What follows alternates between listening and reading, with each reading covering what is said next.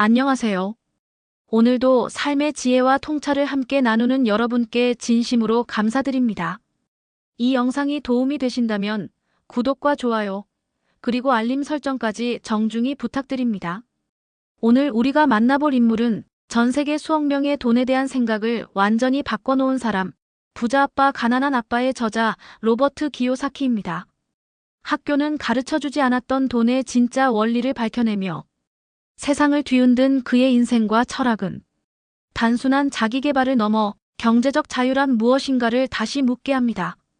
그럼 지금부터 돈을 위해 일하는 삶에서 돈이 나를 위해 일하는 삶으로 이끌어준 로버트 기요사키의 이야기 속으로 함께 들어가 보겠습니다. 챕터 1. 가난한 아버지와 부자 아버지.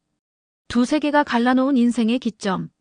1947년 태평양의 푸른 바다가 내려다 보이는 하와이에서 한 아이가 태어났습니다. 로버트 기요사키. 그의 이름은 훗날 전 세계 수천만 명의 금융인식을 바꿔놓을 운명을 타고났습니다. 하지만 그 시작은 평범했습니다. 아니, 어쩌면 평범보다 더 혼란스러웠을지도 모릅니다. 왜냐하면 그의 인생은 어린 시절부터 두 명의 아버지 사이에서 갈라져 있었기 때문입니다. 첫 번째 아버지는 그의 친아버지였습니다. 하와이 교육청에서 근무하는 성실하고 책임감 강한 공무원이었죠. 그는 매일 아침 정해진 시간에 출근했고 규칙을 지켰으며 자녀 교육에 헌신적이었습니다. 학력을 중시했고 안정적인 직장을 최고의 가치로 여겼습니다. 그에게 성공이란 좋은 학교를 졸업하고 좋은 회사에 취직하고 승진하며 퇴직 후 연금을 받는 것이었습니다. 전형적인 20세기 중산층의 꿈이었죠. 하지만 기요사키는 그를 가난한 아버지라고 불렀습니다. 이 표현은 오해를 불러일으킬 수 있습니다. 그의 아버지가 실제로 가난했던 것은 아니었으니까요. 오히려 그는 안정적인 수입이 있었고 교양 있는 지식인이었습니다. 그렇다면 왜 가난한 아버지일까요? 기요사키가 말하는 가난함은 경제적 숫자가 아니었습니다. 그것은 사고방식이었습니다. 월급에 의존하는 삶의 구조. 시스템 안에 갇혀있는 마인드. 스스로 돈을 만들어내지 못하고 누군가가 주는 급여에 의지하는 그 태도. 그것이 진짜 가난이었습니다. 그리고 두 번째 아버지가 있었습니다. 그는 기요사키의 절친한 친구 마이크의 아버지였습니다. 학력은 높지 않았습니다. 대학도 나오지 않았죠.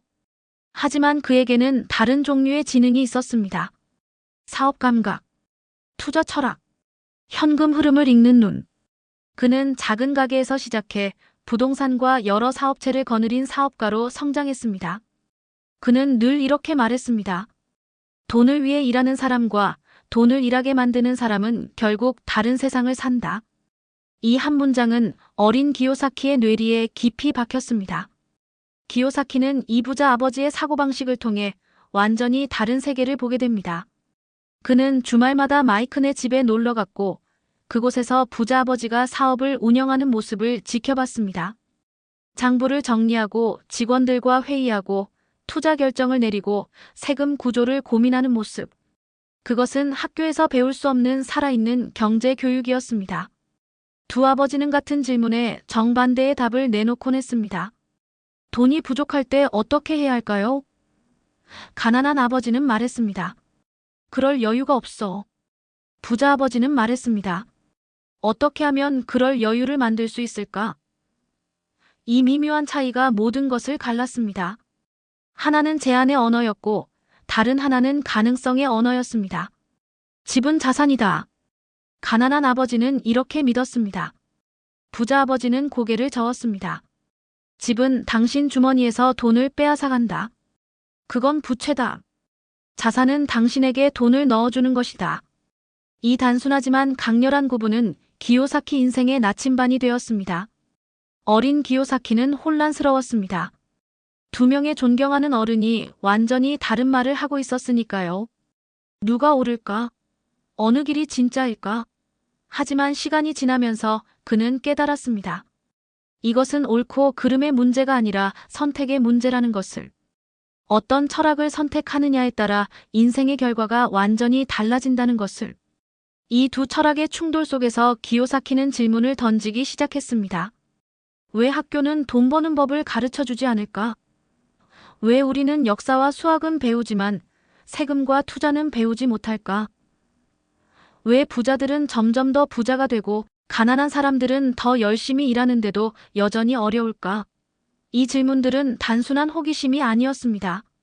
그것은 시스템에 대한 근본적 의문이었습니다. 그리고 이 의문은 훗날 세계적인 베스트셀러 부자 아빠 가난한 아빠의 씨앗이 되었습니다. 책은 아직 쓰이지 않았지만 그 뿌리는 이미 하와이의 뜨거운 햇살 아래에서 자라고 있었습니다. 기요사키의 이야기는 단순한 성공담이 아닙니다. 그것은 사고방식의 혁명입니다. 두 세계 사이에서 갈등하고 선택하고 결국 자신만의 길을 개척한 한 사람의 여정. 그 여정은 지금 이 순간에도 계속되고 있습니다. 당신이 이 글을 읽고 있는 바로 지금 어딘가에서 누군가는 기요사키의 책을 펼치며 자신의 가난한 아버지와 부자 아버지 사이에서 선택을 시작하고 있습니다. 챕터 2. 군대와 비즈니스. 실패로 단련된 부의 감각. 대학을 졸업한 기요사키는 예상치 못한 선택을 합니다. 바로 미 해병대 입대였습니다. 그것도 헬기 조종사로 말이죠. 1960년대 후반 베트남전이 한창이던 시기였습니다. 많은 젊은이들이 징집을 피하려 했던 그 시절에 기요사키는 스스로 전쟁터를 향했습니다. 왜였을까요? 그는 이렇게 말했습니다. 나는 두려움을 배우고 싶었다. 그리고 그것을 극복하는 법을 배우고 싶었다. 전쟁은 인간을 가장 극한으로 내모는 상황입니다. 생사가 오가는 순간 사람의 본성이 드러납니다. 기요사키는 그 속에서 자신을 시험하고 싶었던 것입니다. 베트남 상공을 날던 날들. 총탄이 스쳐 지나가는 소리. 추락하는 동료 헬기. 돌아오지 못한 전우들. 그 경험은 그에게 두 가지를 각인시켰습니다. 첫째, 위기 속에서도 침착하게 판단하는 능력. 헬기 조종석에서는 패닉에 빠지는 순간 죽음입니다. 계기판을 읽고 상황을 분석하고 최선의 결정을 내려야 합니다. 감정이 아니라 논리로.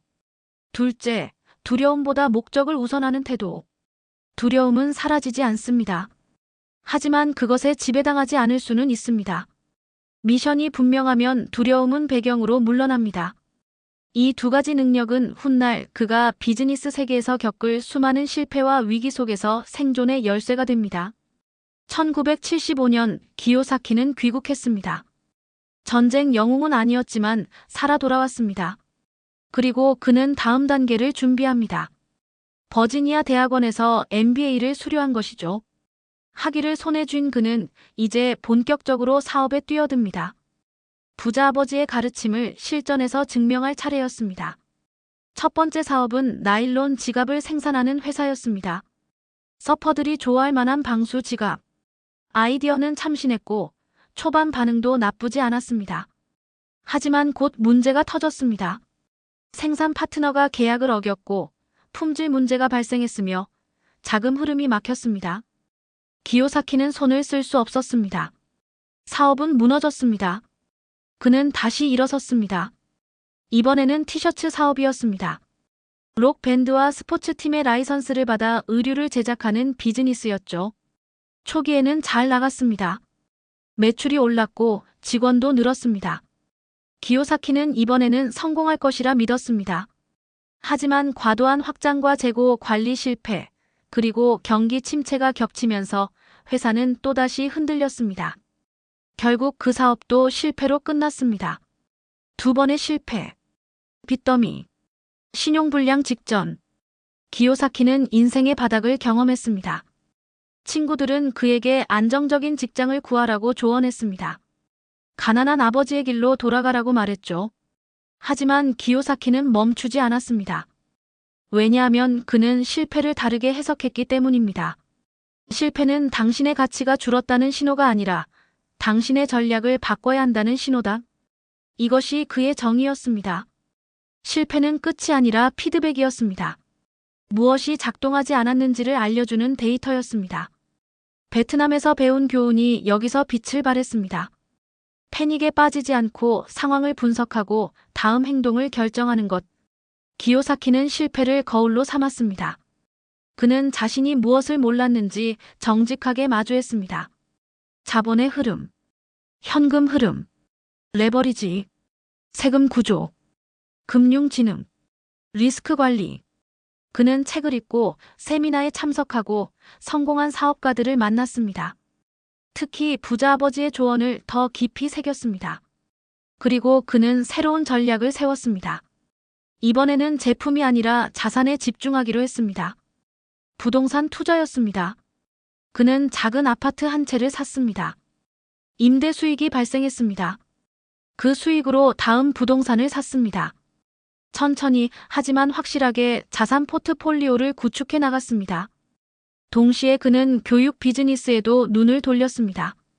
자신이 배운 금융 지식을 다른 사람들에게 가르치기 시작한 것이죠. 세미나를 열고 강연을 하고 컨설팅을 제공했습니다. 이것은 제품 판매와는 완전히 다른 구조였습니다. 재고가 없고 확장 가능하며 현금 흐름이 예측 가능했습니다. 기요사키는 점차 경제적 자유에 가까워졌습니다. 그가 강조한 것은 돈 자체가 아니라 구조였습니다. 부자는 자산을 사고 가난한 사람은 지출을 사고 중산층은 부채를 산다. 이 문장은 그의 모든 실패와 성공을 관통하는 핵심이었습니다. 자산은 당신이 일하지 않아도 돈을 벌어다 줍니다. 지출은 당신의 돈을 빼앗아갑니다. 부채는 자산처럼 보이지만 실제로는 당신 주머니에서 돈을 빼내갑니다. 이 구분을 명확히 하는 순간 돈의 게임은 완전히 달라집니다. 기요사키의 실패는 그를 무너뜨리지 않았습니다. 오히려 단련시켰습니다. 베트남 상공에서 배운 침착함, 실패 속에서 얻은 교훈, 부자 아버지에게 배운 철학. 이 모든 것이 합쳐져 그는 마침내 자신만의 부의 감각을 갖추게 됩니다. 그리고 이제 그는 세상에 그것을 나눌 준비가 되어 있었습니다. 챕터 3. 부자 아빠, 가난한 아빠. 금융 문맹의 시대를 깨우다. 1990년대 후반, 기요사키는 중요한 결정을 내립니다. 자신의 모든 경험과 철학을 한 권의 책으로 정리하기로 한 것입니다. 그 책의 제목은 리치 데드 푸데드, 한국어로는 부자 아빠, 가난한 아빠였습니다. 당시 그는 이미 50세에 가까웠고 경제적으로는 성공했지만 대중에게는 알려지지 않은 인물이었습니다. 출판사들은 그의 원고를 거절했습니다. 너무 공격적이다. 기존 통념에 도전한다. 독자들이 받아들이기 어려울 것이다. 하지만 기요사키는 포기하지 않았습니다. 그는 자비 출판을 선택했습니다. 처음에는 친구들과 세미나 참석자들에게만 책을 나눠줬습니다. 그런데 놀라운 일이 일어났습니다. 입소문이 퍼지기 시작한 것입니다. 이 책을 읽어봐. 완전히 다른 이야기야. 학교에서 절대 가르쳐주지 않는 내용이야. 내 인생관이 바뀌었어. 사람들은 이 책을 복사해서 나눠주기 시작했습니다. 그리고 결국 주류 출판사가 계약을 제안했습니다. 그때부터 책은 폭발했습니다. 왜 이 책은 그토록 강력한 반응을 얻었을까요? 이유는 단순했습니다. 기요사키는 어느 누구도 감히 말하지 않았던 진실을 명확하게 말했기 때문입니다. 첫째, 학교는 돈을 버는 법을 가르쳐주지 않습니다. 우리는 12년, 16년, 심지어 20년을 교육 시스템 안에서 보냅니다. 역사, 과학, 문학, 수학을 배우죠.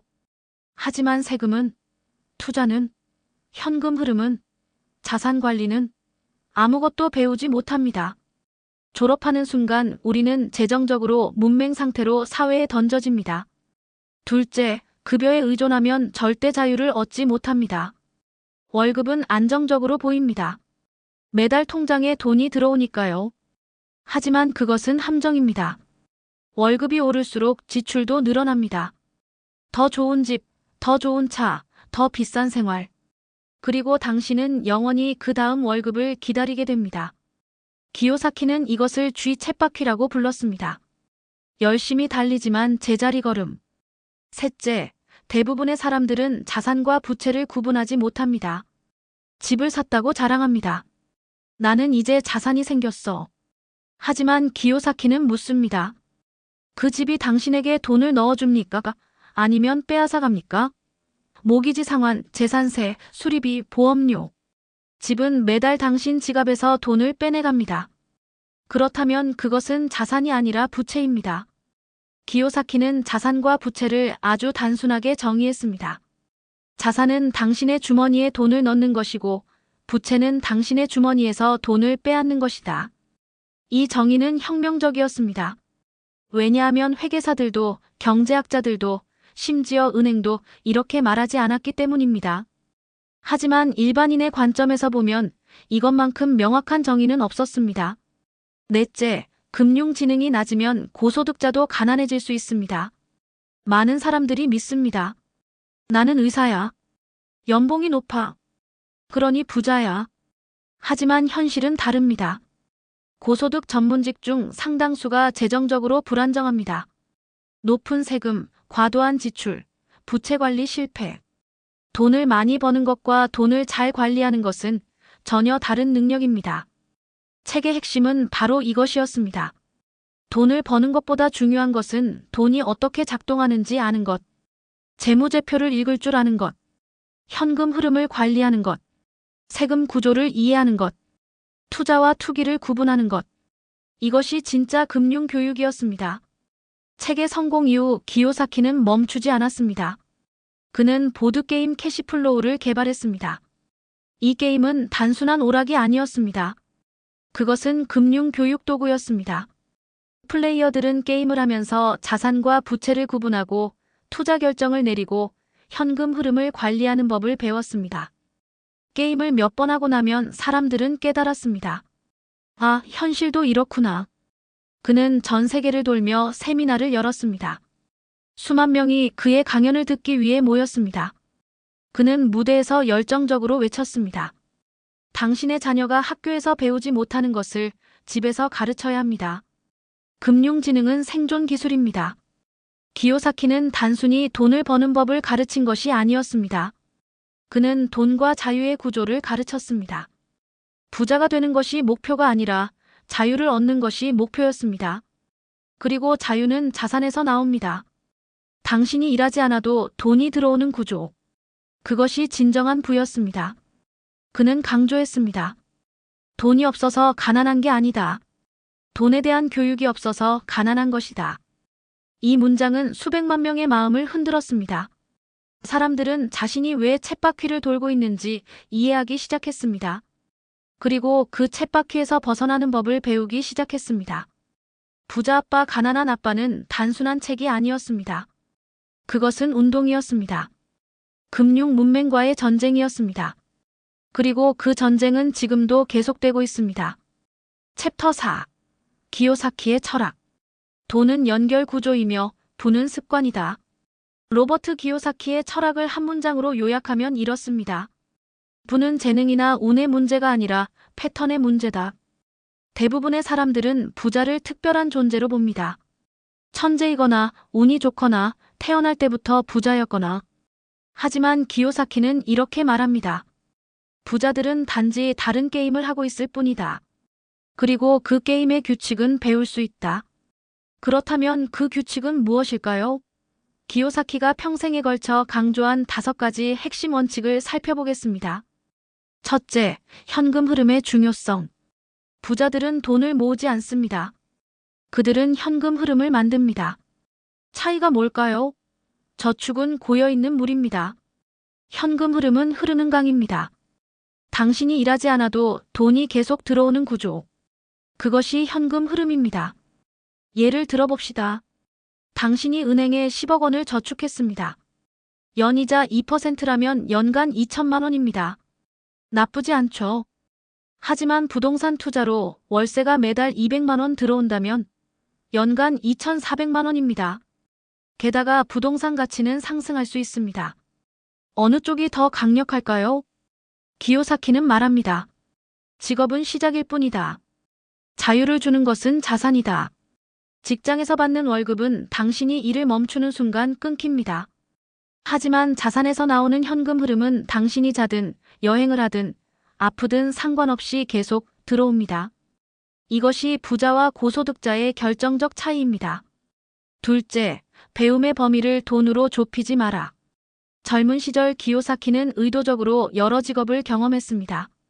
세일즈맨, 마케터, 부동산 중개인. 급여는 낮았습니다. 친구들은 그를 이해하지 못했죠. 왜 좋은 회사를 그만두고 그런 일을 해? 하지만 기요사키의 목적은 돈이 아니었습니다.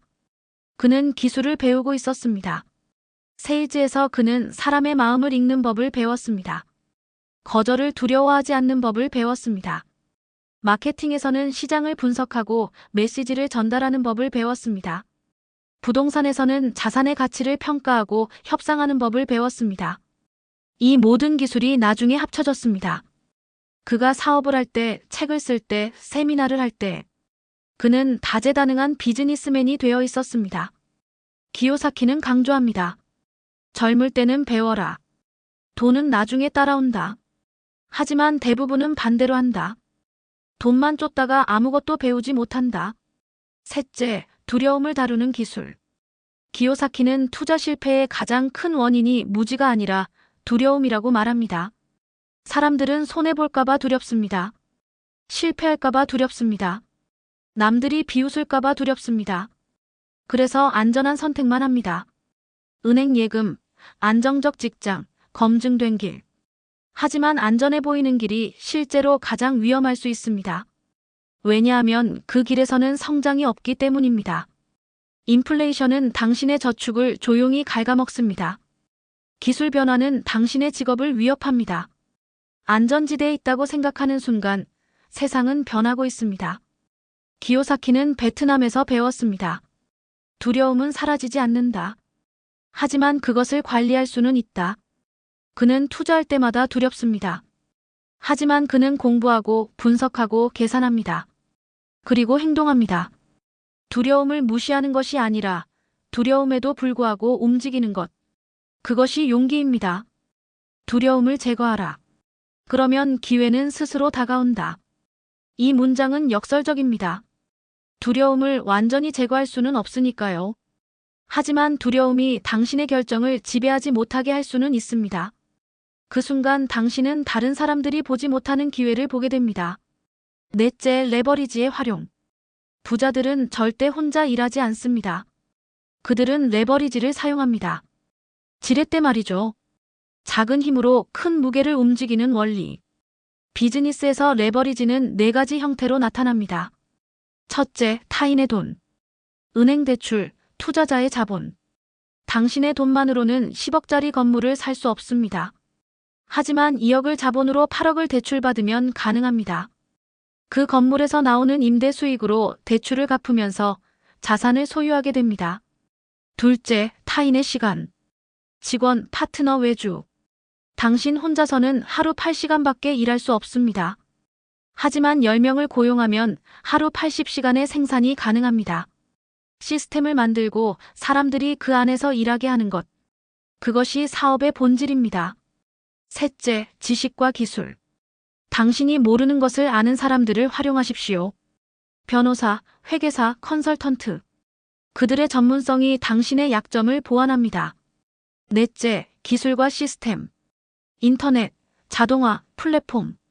당신이 자는 동안에도 웹사이트는 제품을 팔고 앱은 광고 수익을 만들어냅니다. 기요사키는 강조합니다. 부자들은 내 몸 하나로 일하지 않는다. 그들은 확장 가능한 구조를 만든다. 시간당 임금으로 일하는 한 당신의 소득은 제한됩니다. 하지만 시스템을 만들면 무한히 확장할 수 있습니다. 다섯째, 세금 구조를 이해하라. 대부분의 사람들은 세금에 대해 무지합니다. 그리고 그 무지 때문에 엄청난 돈을 잃습니다. 기요사키는 말합니다. 가장 큰 지출은 세금이다. 하지만 아무도 이것을 가르쳐주지 않는다. 월급쟁이는 가장 높은 세금을 냅니다. 국가는 당신의 월급에서 먼저 세금을 떼어갑니다. 그리고 남은 돈으로 당신은 생활합니다. 하지만 사업가와 투자자는 다릅니다. 그들은 먼저 돈을 쓰고 남은 것에 대해 세금을 냅니다. 비용 처리, 감가상각, 세금 공제. 합법적인 방법으로 세금 부담을 줄입니다.